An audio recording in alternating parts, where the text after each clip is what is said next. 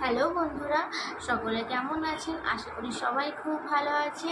আজকে আমরা যাচ্ছি হঠাৎ করে প্ল্যান হয়েছে, আমরা যাচ্ছি আজকে দোকানের জিনিস আনতে। আমার দোকানের কসমেটিক্স আর ইমিটেশনের, তো আমি সেই জিনিসগুলো আনতে যাচ্ছি। তো জিনিসগুলো আনতে আজকে আমি যাচ্ছি বিষ্ণুপ্রিয়া। আর ট্রেনেও সেই ভিড় ছিল, সেই লেভেলের ভিড় ছিল। দিনটি ছিল বিশ্বকর্মা পুজোর পরের দিন। আর ট্রেনে যাই উঠছে তাই খেতে আছে, ওই গাড়ি থেকে কিছু খেয়ে যাই উঠছে তাই খেতে আছি।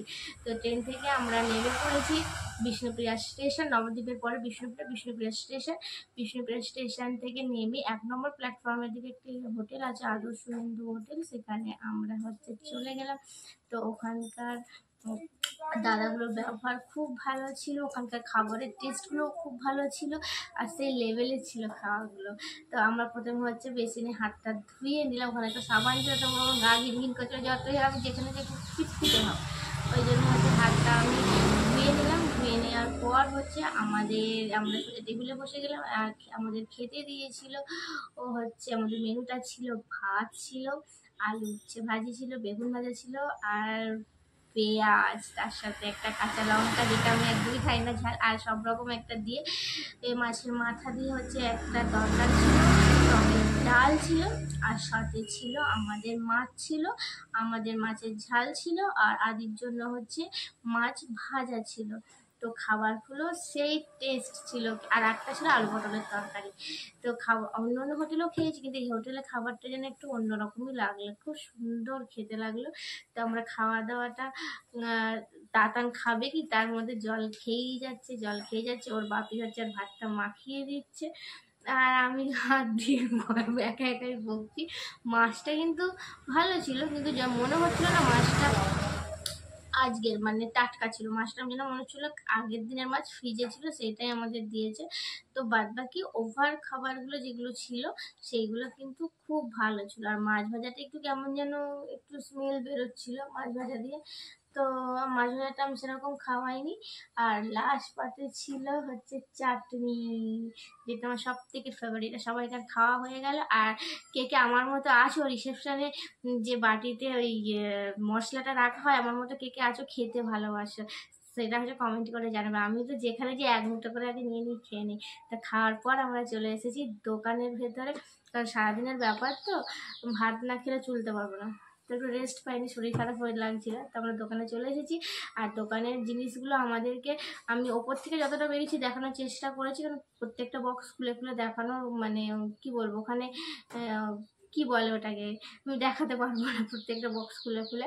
তো আমি ওপর থেকে আপনাদের দেখাচ্ছি, আপনারা দেখতে থাকুন সেগুলো।